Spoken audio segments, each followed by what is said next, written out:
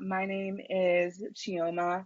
I work at Swing as a marketing manager. So basically, my role is you guys, um, making sure that our sub community feels heard, supported, and is receiving the tools and resources necessary to thrive in the classroom. And so prior to coming to Swing, I was a principal at an elementary school. I was principal for 3 years. And then prior to that, I was a teacher, elementary school teacher, K through 5, for 8 years. And so a lot of the information in this webinar comes from years of just experience in the classroom, as well as leading professional development for a host of teachers that I have either directly coached or managed in some sort of.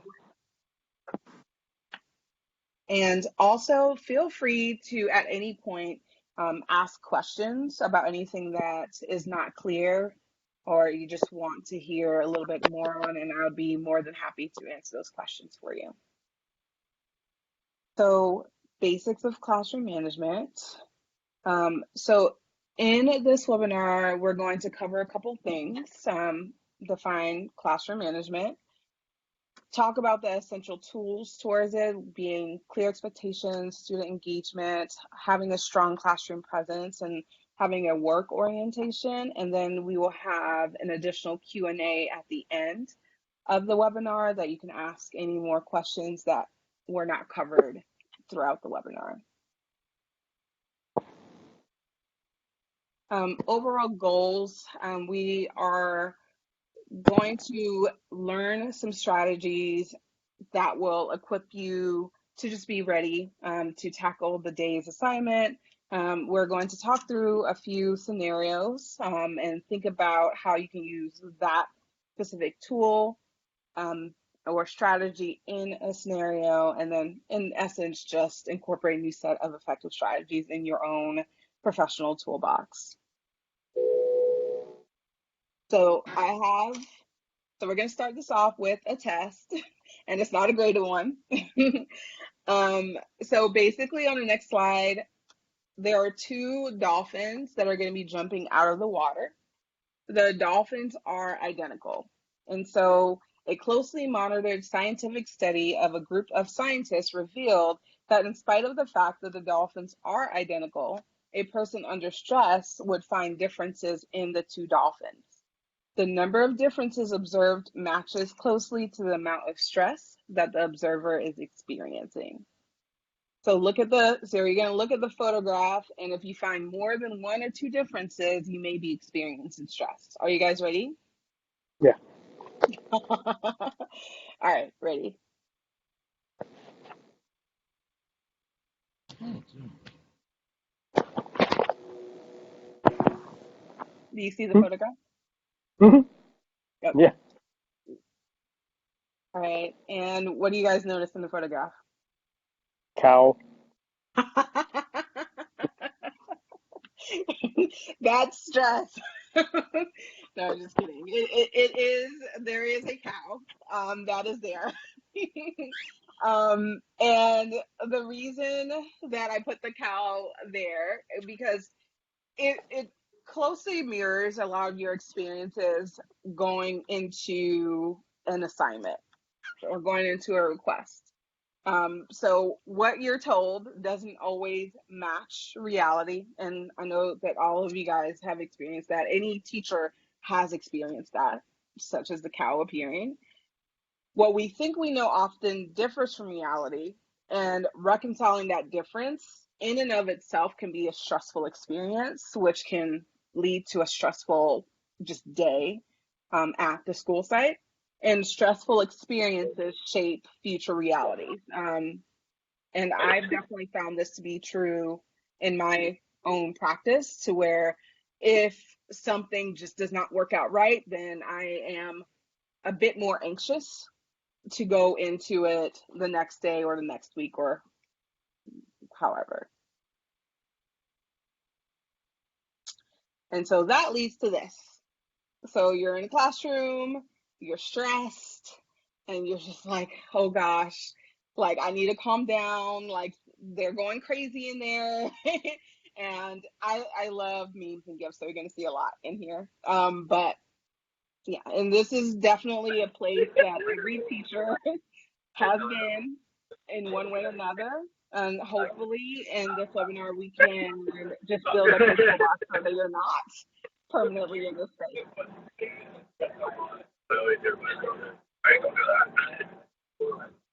So classroom management in and of itself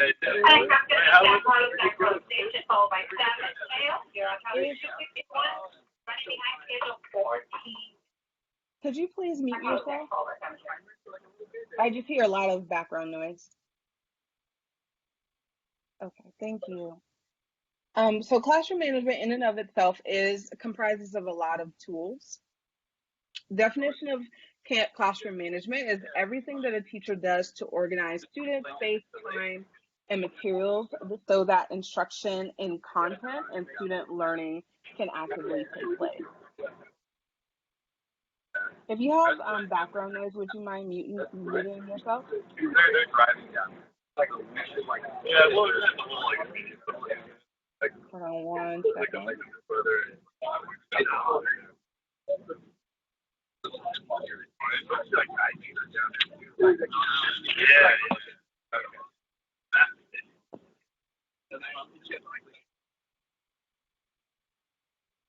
Right.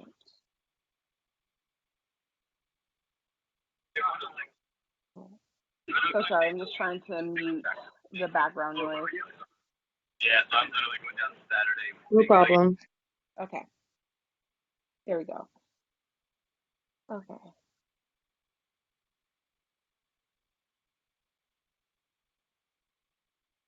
All right. So four of these tools are the clear expectation, student engagement, strong classroom presence, and work orientation, and that we're going to get into in this webinar. Just an overview of how these kind of look like in practice. So when we're thinking about clear expectations, just making it painfully obvious what students should be doing and what they should not be doing in your space. So we have ineffective versus effective. Ineffective way of doing this is just to blanketly just like say, read chapter 3 and answer the questions is very vague. And students are automatically going to be confused in terms of what to do. Which yields misbehavior versus telling the students exactly how they should work, what they should work on, and what to do when they finish. Student engagement is very, very similar to where you tell students what to do, but you don't necessarily tell them how to do it, and then you engage perhaps in the most negative way by just yelling at children, which students typically reflect the behaviors that are given to them and then they end up acting out versus not doing that. The strong classroom presence is also important, just making sure that you feel physically present in the classroom and no matter where you are positioning yourself, and the work orientation, ensuring that students are actually working and that you're not doing all of the heavy lifting in the space.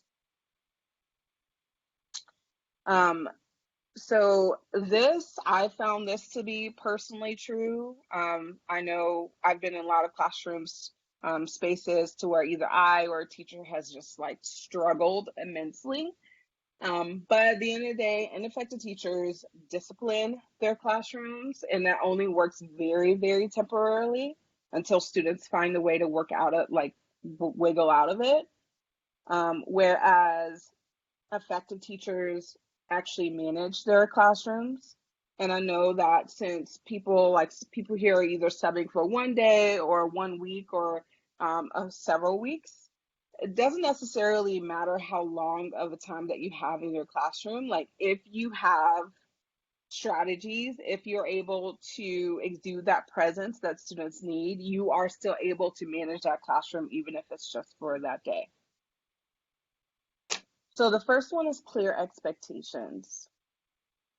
The first bullet point I have learned to be true over and over and over again.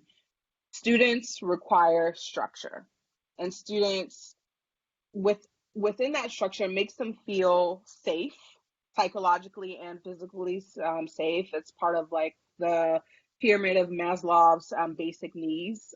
Structure and safety is one of those things. And you typically see students lash out when they feel that there's not an adult around them that can keep them safe.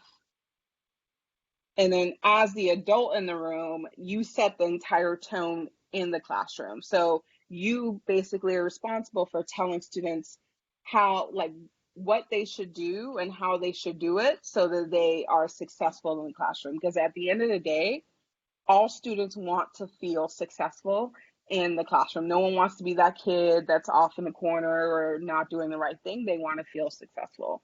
And so you can also be in a position in which you reinforce when these expectations are met. And we do this through clear expectations. So expectations in and of themselves are based on a couple of W's and H. So they should answer for the student, what am I doing? When should I do it? Where should I do it? With whom am I doing it? Why am I doing this activity? And how do I do it? And I know that that sounds super basic, but when we're thinking about students, even students in the high school age, like without that clarity, students will always try to fill in the gap with something. And we'll see an example next. So this is an example of a direction that was given in a classroom. So take out your book and read the third chapter. After that, complete half of the worksheet and show your work. If you have any questions, ask a neighbor. If you're done early, read a book. What do you notice about these directions?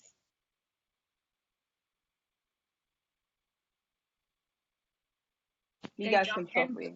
They don't have student feedback. They don't include like letting the students reflect. It's just like boom, boom, boom, boom. Mm-hmm.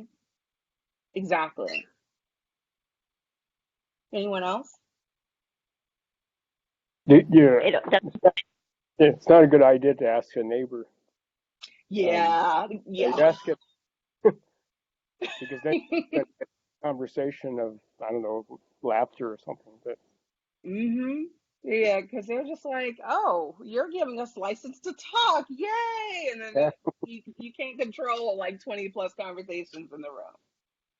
So yeah, you guys are completely right. A student would be like, I have no idea what I'm doing. Even the most well-meaning student would be super confused by those directions, especially if they're just right off, like boom, boom, boom, boom, boom, like that. And then you end up with a classroom that looks like this. Students just doing whatever they want. This is seen from Mean Girls. But students are just filling in the gaps and just doing whatever they think they need to do to survive in the classroom, which we don't want. So to make directions better, what great teachers often do is make them bite-sized. So bite-sized directions are those that are chunked in a sequential manner to reinforce that clarity. They're also visual in nature too, so students can actually see what you're expecting them to do, and they incorporate those natural checks for understanding. So like one of you said, having like those pauses so the students can actually do the task.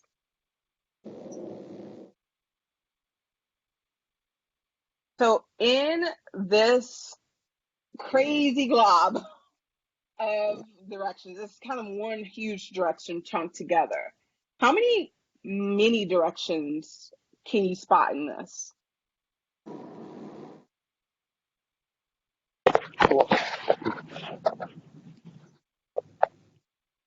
Five. Yeah. Okay, 5. Anyone else? I see 6. 5. 6. Okay, 5 and 6. 6. All right, 6. All right, awesome. I actually counted 6. So if you're 5, you're close. So just highlight them. So take out your book. read the third chapter, complete half of the worksheet, show your work. And I think that that's the part that's often, the show your work piece is often missed. If you have questions, you ask a neighbor, and then if you're done early, read a book. So these are 6 mini directions packed into one glob. And the reason why this is ineffective, and it's something that a lot of us adults, because we just kind of assume that students just know what they're supposed to be doing, and I've been guilty of this many times myself, is that it's missing a couple of key components. So how should students accomplish this task? Talking, okay, we already said that talking to the neighbor is just not even okay, but they don't know that. The noise level, like what book are they working out of? They may have several books that have 3 chapters. Big one, what is half the worksheet? Is it, if the worksheet's chunked into large sections, how would they know it's half? What does it mean to show your work? And this is one where students will get one over on you, like most definitely. Because if I just write an answer, that's showing my work right. Or if I just write a little scribble, that's showing my work right. Kids do this all the time. Who to ask for help, which will generally devolve into just working together and then getting off topic and talking about the weekend or whatever it is. And then what does it mean to be done early? Oftentimes, if you don't give them a time parameter, then by the end of the class, they've only done question 1 and that's it. And then they're surprised that time's up. So with these, I've chunked these directions in the next slide, but my hope is that you will see that they're like super clear. So they emphasize exactly what I want to see. It gives students time to actually comply with the directions, which in and of itself is a check for understanding and allows you to know that students are understanding exactly what you want them to do. You're able to make adjustments in the moment if they are confused. With those checks for understanding, you can also praise them for doing a good job or moving quickly enough or what have you. And then in essence, it gives students the tools to be successful. All right, actually, it's the next slide where I bite size it more. But maybe you guys can look at this and think to yourself, even for one section of this, how would you make it a bit more bite-sized? Don't have to do the whole thing.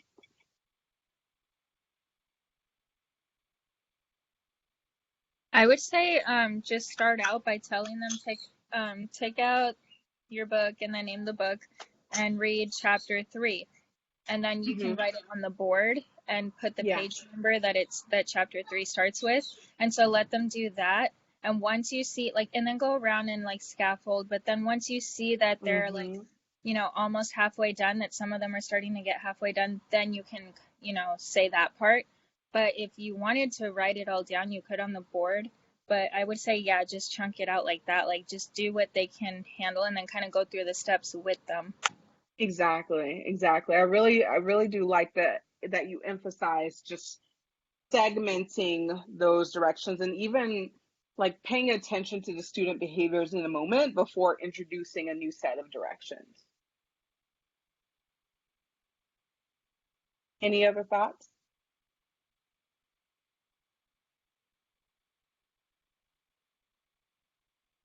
Right? If not, and there's no one there, just to emphasize this, there's no one perfect way to do this. It really just depends on your circumstances. If you are in a situation to where, let's say it's midday and they're like, oh, can you please like go to this classroom?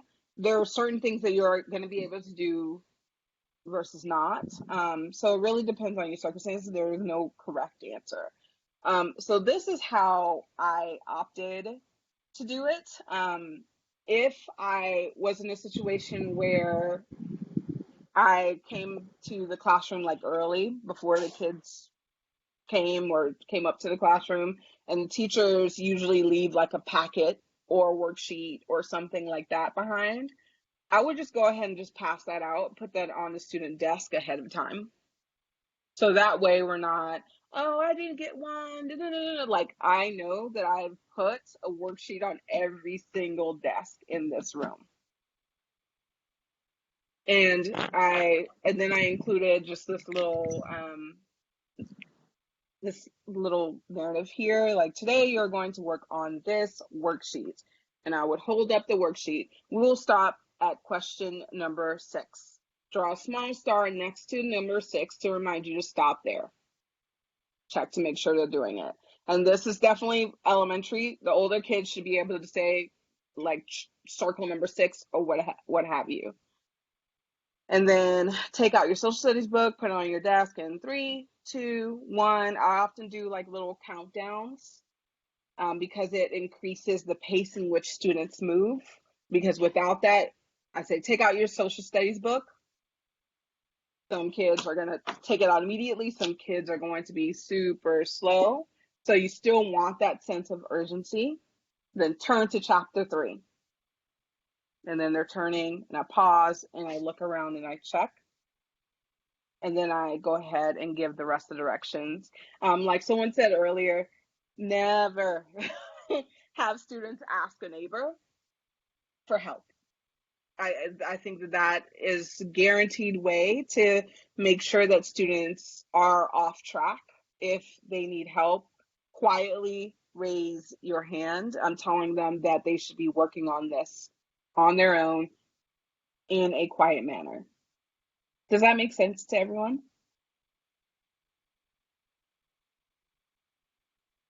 Yes. Yeah. Okay, cool. Yeah. I just want to make sure I have you guys. All right. We're going to go on to student engagement, but does anyone have any lingering questions before I move on?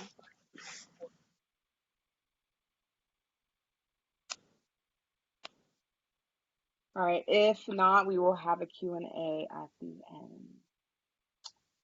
end. Student engagement is one of my favorites. In the classroom, I almost lived and died by this quote that students don't care how much you know until they know how much you care.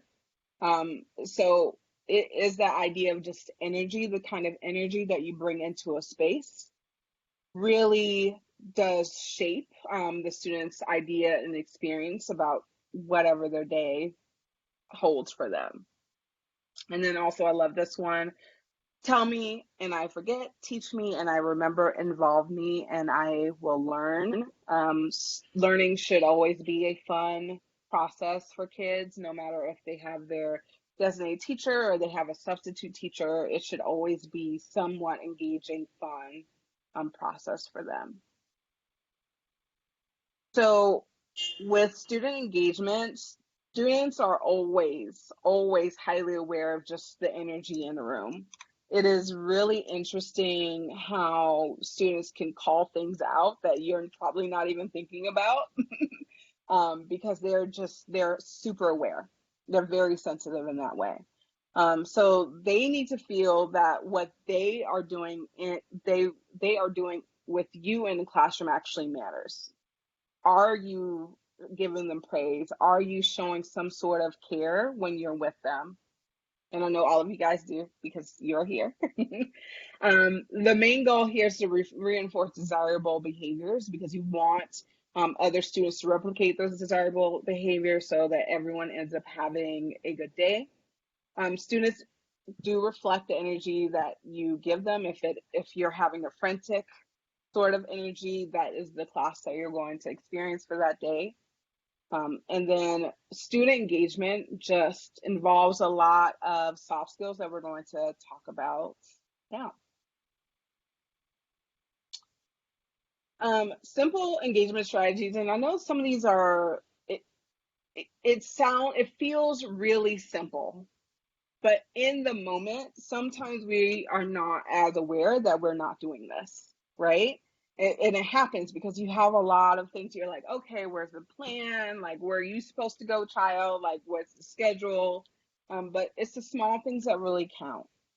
So smiling, like, even if you, like, you don't know these kids for the most part from Adam, but even if you smile at them, it makes them feel like, oh, okay, they're giving me a chance, giving them eye contact. We're going to go over some call and response strategies a little bit later on in the webinar, but those are fun little things that you can say with students. They often have to be taught, but it doesn't require very much teaching. And then if you are with younger kids, stickers, stars that you drawing on a smiley face on their papers, a little bit goes a very long way. I was a kindergarten teacher and I was out on leave and I came back, and you wouldn't believe how many kids were so excited that their substitute teacher drew smiley faces on their paper. They were over the moon, so happy, so excited. They're like, see, they drew this on my paper. And even though the substitute drew it on all of their papers, they were excited. And then just simple things like praise. And so praise in and of itself is super, super powerful, because it is your best friend. It is your reinforcer. So there is nonverbal praise, and then there's also verbal praise. Quick nonverbal praise. I always gave thumbs up when kids are doing the right thing, because it's just a quick transactional, like, oh, thumbs up, and then they feel good about whatever it is that you're doing. Giving kids even high fives when they've done something pretty awesome, or even giving kids high fives as you're greeting them is a great way to start your day. The fist bump, everyone knows, a la the dog doing the fist bump, and then smiling. And I want you guys to think about a recent subbing experience. Where in that subbing experience, did you successfully incorporate nonverbal praise? How was it super effective? How was it game changing for you? And then if not, when do you think, or what do you think you could have included to make it more game changing for you?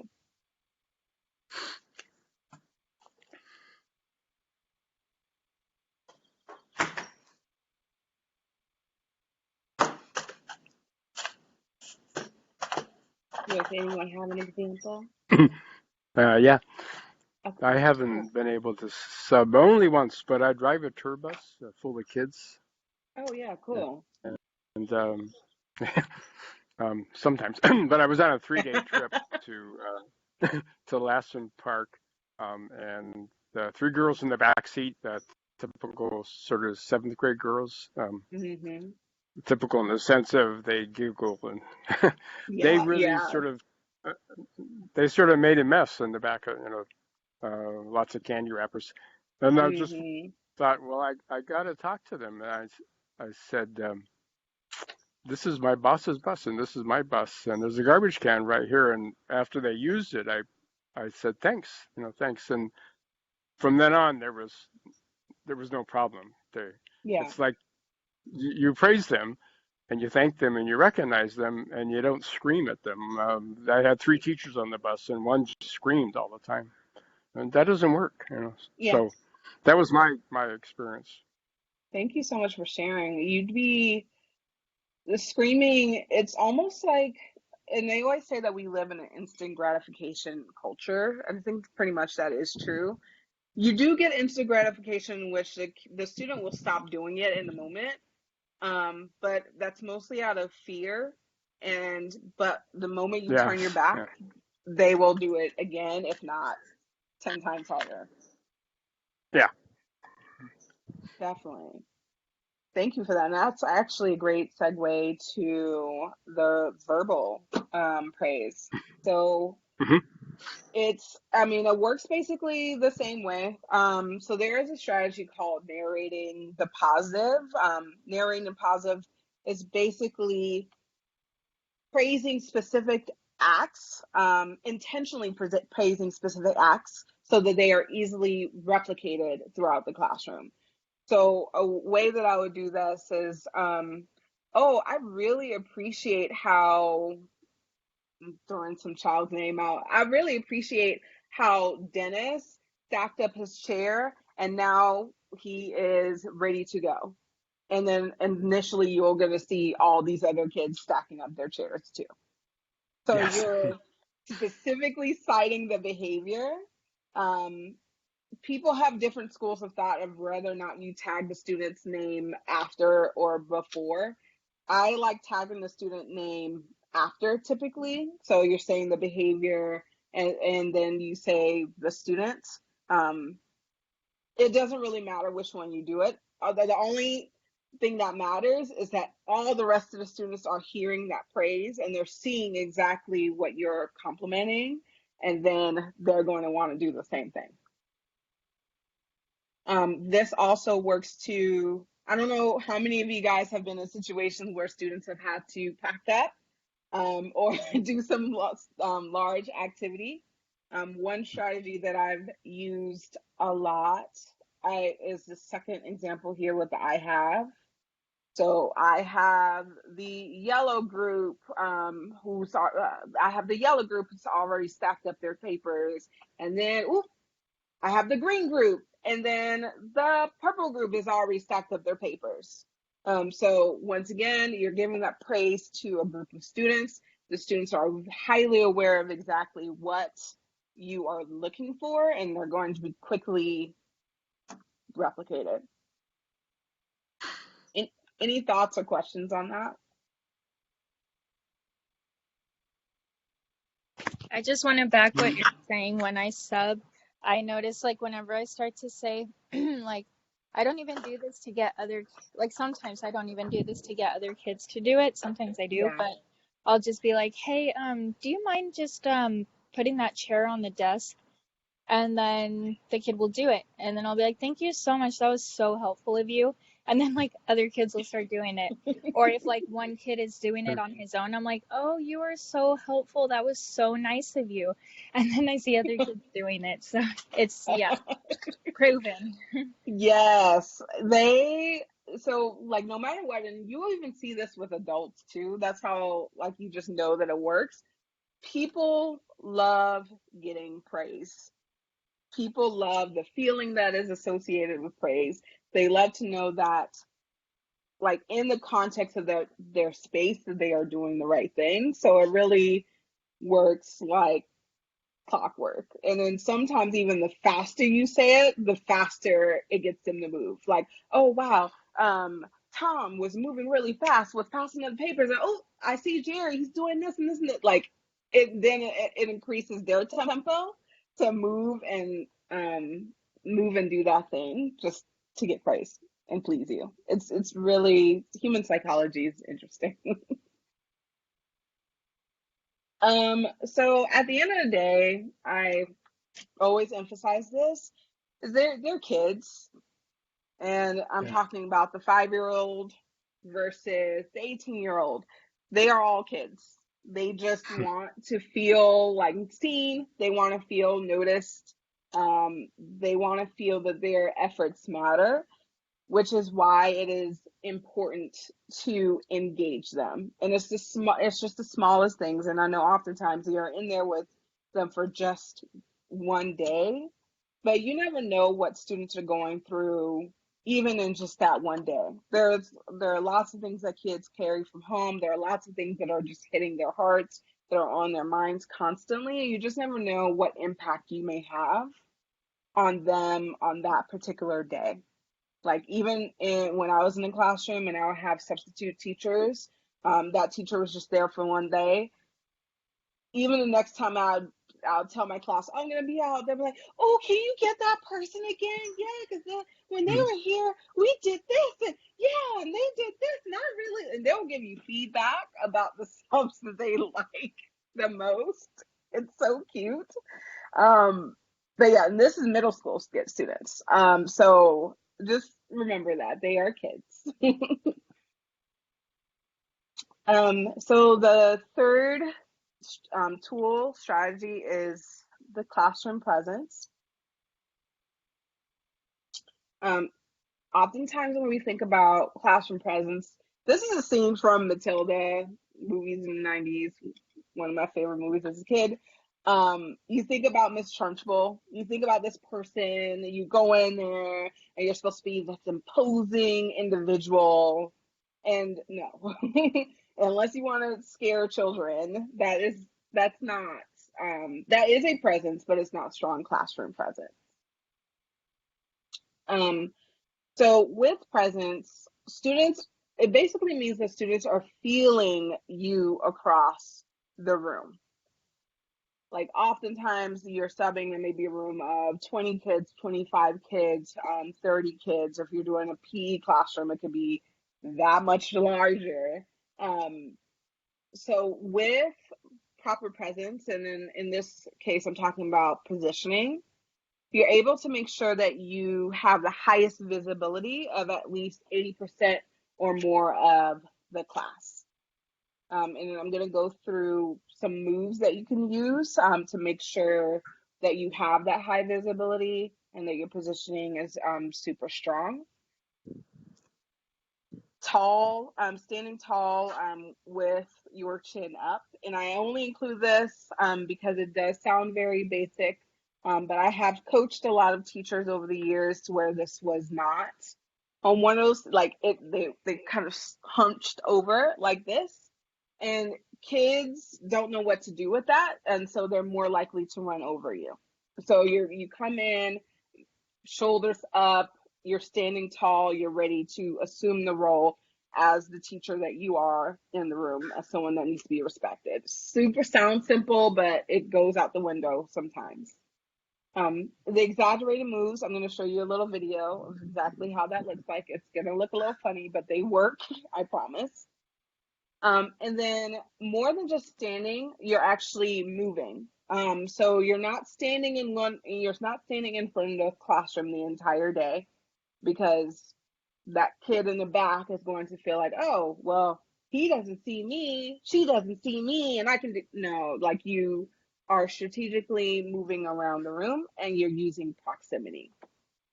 And once again, if you guys have any thoughts or questions, feel free to share.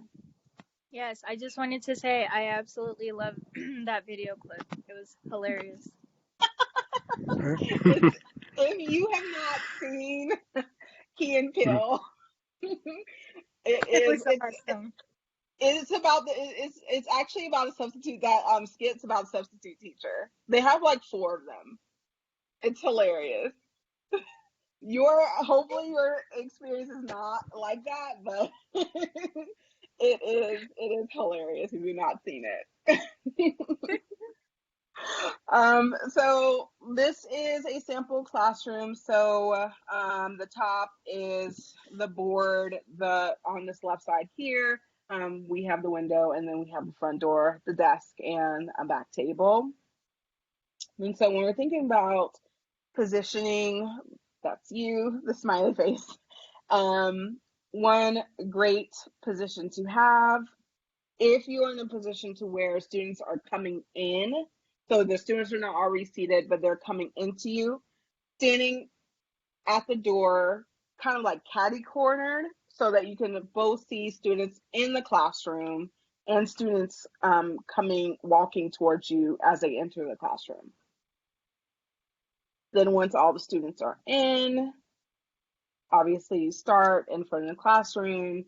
You introduce yourself, you tell them what the goals are for the day, and so on and so forth, and give them the directions. And then after that, once students are working, this is when you're choosing strategic places in the classroom to stand. So I put this little smiley face here because the visibility, you're seeing basically more than 80% in the classroom. And you're also reminding these kids back here and these kids back here that you can see them, that you're not afraid to get near them. And then also here too, you can still see all of the students from here. Once again, reminding these kids that you're not afraid to move and see them. And I'm not saying like run around the classroom like a crazy person, but this is just like sort of a slower, like an intentional pace around the classroom as students are working. And the key to all of this, key point is just visibility. Students know that you can see them and you can see students. It's actually a strategy called Be Seen Looking. If you are familiar with the Teach Like a Champion series, that's what the strategy is called. And so What is actually, this series? Sorry to interrupt. no, you're fine. It's called Teach Like a Champion. It's Okay. by Doug Lemov, and Lemov is spelled Lemov. It's really so in a lot of school systems, that's how they train their teachers. They use a lot of those strategies there. And as I am, this role for me is new, but I have used a lot of those strategies to train teachers. And so I'm using a lot of those strategies as I am developing content for you guys. But I just want you to know that that's where it's coming from. Thank you. Yeah. No problem. All right. One thing that we're going to talk about, kind of like what you as a little smiley face head here is doing, is called proximity. Proximity is basically the act of letting students know, especially students that are off task, that you are aware of them by getting closer to them as they are engaging in off task behavior. So I've included a little video. I purposely did not put the volume on because I think the volume may have a few issues. I guess I'll try the volume. See if it'll work. But if you can't hear it, it's not a big deal. The most important thing is actually to see the strategy in place. So it provides an example and a non-example.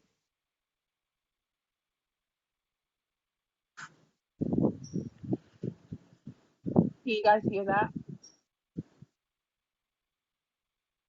Yes, no? No. No, okay. No. It's okay. Yeah. So if you can't hear it, there's a caption.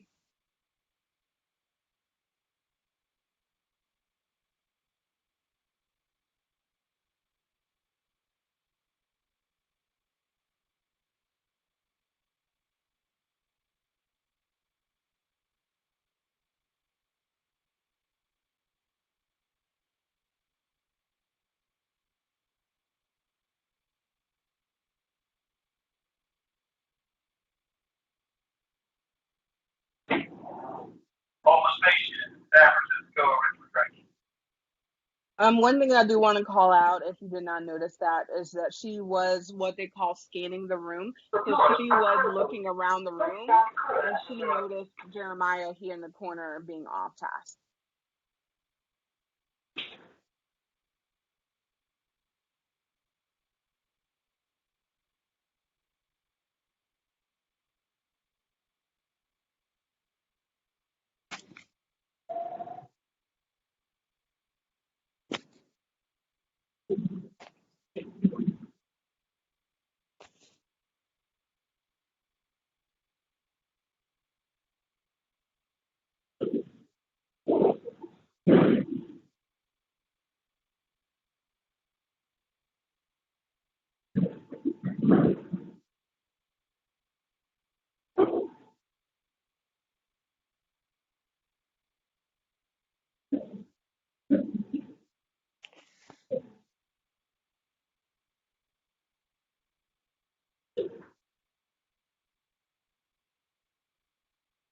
Okay, once again, so the first part was the example that we should all be doing. And then this is what you should not be doing.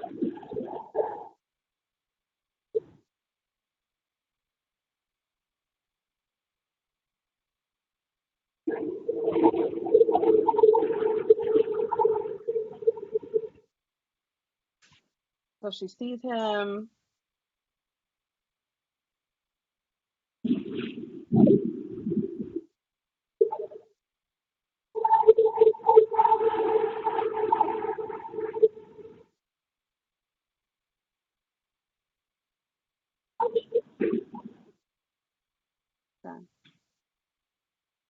gonna pause it right there.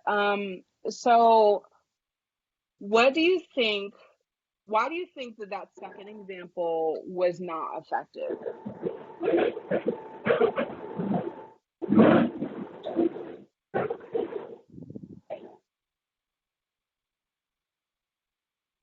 Any thoughts?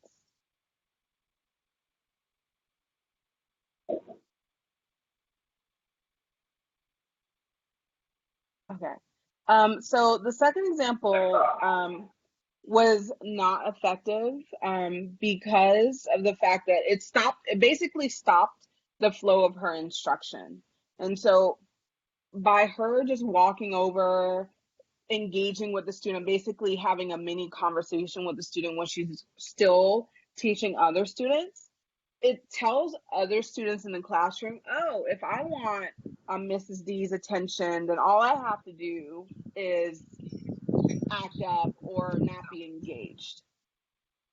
And so that's not the message that you want to send to students.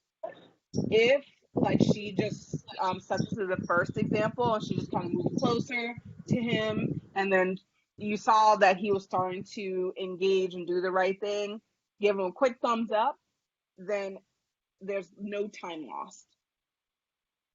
And the class just knows that that's what she acknowledges. Go ahead.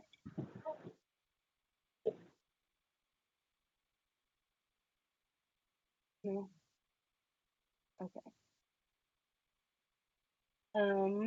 Let's see where we are on time. 5:20. Okay, so I'm going to skip that portion of it. But any questions on the proximity, or is that pretty clear?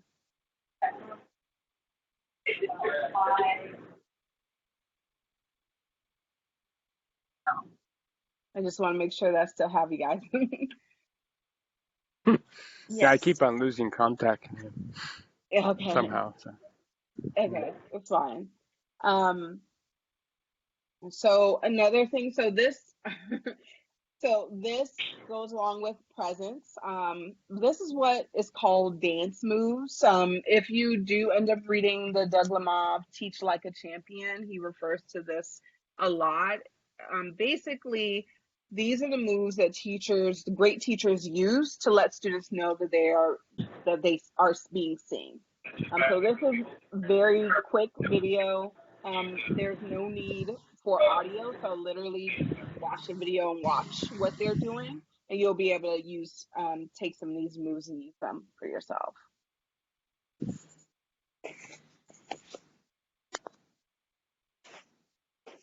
They're called dance moves because each of them have a name, and you look a little silly, but they're exaggerated so that students are highly aware that you see them. So you have the tiptoes that you see them doing to let students know that you are seeing them.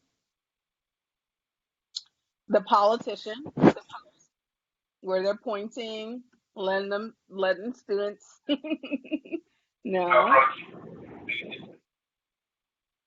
The swivel.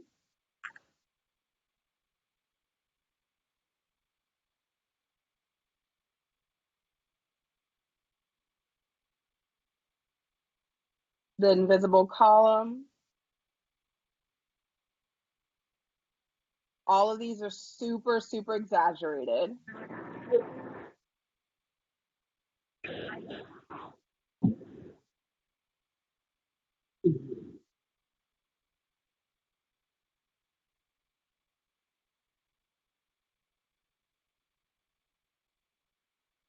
Okay.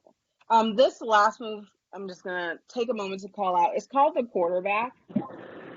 So this is one of those moves that you would use if, let's say, a student needed help, but you still want to make sure that you have your eyes on the rest of the class.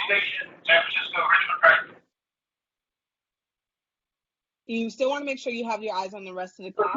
As you are helping a student, basically squat down next to them. If that's you, because you mute. Thank you. You squat down next to them, but not too low so that you can still see the rest of the class. So you're able to pop up pretty instantly. I believe that's Yeah, that's the next one. Oh, and Teach Like a Champion. For those who are curious about that, they have their own website too, teachlikeachampion.com. Oh, thank you. No Good to problem. know. Yeah, it's a really, really good resource. I use a lot of I was trained on a lot of it as well, and I've seen a lot of teachers have a lot of success. So for time, I'm gonna move a little quickly, just so that we can get to any Q&A if you guys have any at the end. So attention getters is like if the class is just lost focus, attention getters is a great way to get them back. Some of them do require some teaching. One of the simplest ones to do is to say, like, if you can hear me, clap once. If you hear Right. me, clap twice. If you hear me, like, sit, like, cross your hands, and then you have all of the class. You can also do something like you clap 1, 2, 3, 4, and then they clap, and then that's a quick one. The self-interrupt is also one of my favorite ones. You can definitely use this with older kids. So if I am talking and then and I stop myself mid-sentence, and so I'm looking at the person that's doing it, or looking at the group of students who are talking, and it automatically shuts down the talking, or automatically shuts down off-task behavior because then everyone was like, "Oh, whoa, he stopped or she stopped saying it. What happened?" It's kind of it's a natural shock to the system. Then you have hands on top is something for the youngest kids. So hands on top, everybody stop. They put their hands on top of their head. Red Robin is a cute one I learned. You just say Red Robin, they say yum. And then 1, 2, 3, all eyes on me, and they say 1, 2, eyes on you, and then macaroni and cheese, everybody please. Perfect for especially outdoor sports. Right. Work orientation.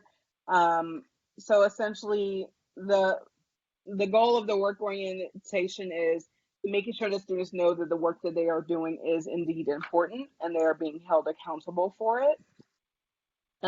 It's a combination of all of the above the strategies that we've gone over. It basically sends a message to students that you're not settling for just good enough. The work is important. You're praising students for the work, their efforts towards that work, and that you are providing feedback. And so all of this lets students know that everything that they're doing provides that. It's just basically that continuity that they need. In spite of their teacher being absent, it means something, and their teacher is going to hear about it. I'm talking very fast because I want to make sure that you guys have questions time. So feedback, we mentioned this a little earlier, super important. So we have the verbal feedback that is here, like, see how so-and-so is working so hard on his work. I wonder who else I'll see doing the same thing. Automatically get students on the ball. And you don't even have to be that specific about the number question that they're doing or anything. And then nonverbal feedback, writing this on their paper means the world for kids. This 100 sign thing is something I used to do for students, even for some of the older kids. They love this. I'd write 100 on their paper. I'll draw the little eyes and the zeros, and I'll connect the dots, and then you get the little 100 sign. And they love that on your paper. Feel free to be as artistic as you like. They love that stuff. So a common thing that I hear, experience, they're not listening. Oftentimes when students are not listening, they're not doing their work. It's because of 3 reasons. They're demotivated to learn. They may be seeking attention, or they may be just bored. So if they're demotivated, the reason for that maybe they feel the subject is too hard for them, and no matter what they do, they won't be able to get it or understand it, and they're afraid of failure, which is a huge one. Some solutions for it: make the work super clear, tie in future realities with the current task. So, like, oh, if you're able to do this, one day you'll be able to do X, Y, and Z. Dividing the activities up, so chunking the activities in them itself, like, oh, you did question one, high five, and then there's some reward for completion. I tend to say stay away from material rewards with kids, because once you give that out, they never stop wanting that, and they'll beg you. And I had a teacher that was giving out dollars for some reason, and gave out a lot of money to children, and you just don't want to be in that situation. And then also complete task in pairs. Don't give money to kids. It happens. Seeking attention. They'd rather have the attention on them than the activity. Sometimes this is due to peer pressure, and other times lack of attention at home or some sort of alienation after school. Oftentimes the solution is to separate students that are causing this, put the students next to someone who is on task or doing a good job. Focus most of your attention on the students that are actually complying, because that's a message to those students, like, oh, I can't just get your attention by doing X, Y, and Z. And then off to the side, you can talk to the students and find out what their interests or hobbies are. And then this last one is boredom. So if they lose sight of what's happening in class, or if they think they already get it, solution is just to be as engaging as possible with the lesson, and try to find something in a lesson that can be meaningful and relevant, even if you have to tell, like, a funny story or personal, not too personal, obviously, but a personal story that connects the content to something meaningful. And then, all in all, just keep it positive. Students will often make mistakes. They're not intentional, and they are not done to spite you in any way. I've had to talk teachers down off of a cliff, thinking that a 5-year-old is trying to get on their nerves, and that's just not the case. They want praise. They want they want the goodness. So I just want to make you guys aware of that as well. And so, yes. Yep. So sorry. But I know we're a minute over, but if you guys have any questions, feel free to ask, or thoughts. No, that's very clear. Yeah. Awesome. One thing I would Go ahead. want to say is that I think that adults forget that kids are kids sometimes, and they look at them as like small small people. Yeah.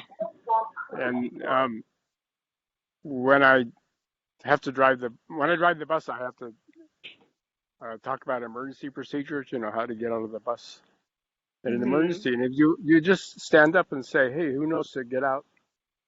They just, like, 50 hands that raise up. You know, they're all excited about saying that. If you ask the high school kids, they're sort of bored and tired. The elementary kids are incredibly excited. Yeah. Exactly. They're kids. They're kids, and even for those older kids, there's always Respond. some way. I have a quick question. Do you have any quick fixes for if a class has gotten out of control? What should you do besides yell? Oh yeah. Yeah.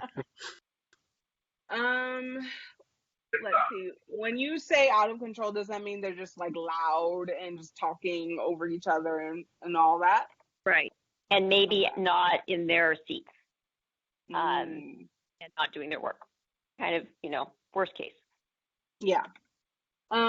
So a couple of different things. I would try the intention getters, and I'm sure you probably already tried that. And then also I would think of like something special or something unique that the class, like for those who, I guess the people who do comply can do. So for instance, I had it to where, oh, if you are able, if you're listening, you're complying for the last like 5 minutes or 10 minutes of the class, then you can draw picture, whatever it is. You can read silently. You can do some sort of just activity in the classroom. And so Okay. just keeping them aware of like, oh, wow, I already have like 5 people who are going to be able to do this like super fun activity. And we do have resources for like just like little games and stuff that you can just have in your tool belt, your metaphorical tool belt. If it's younger kids, you can even have some coloring sheets or something like that, to where, oh, like these 5 kids, they're sitting down straight, they're sitting down, they're focused, I can't wait to do this activity with for just them.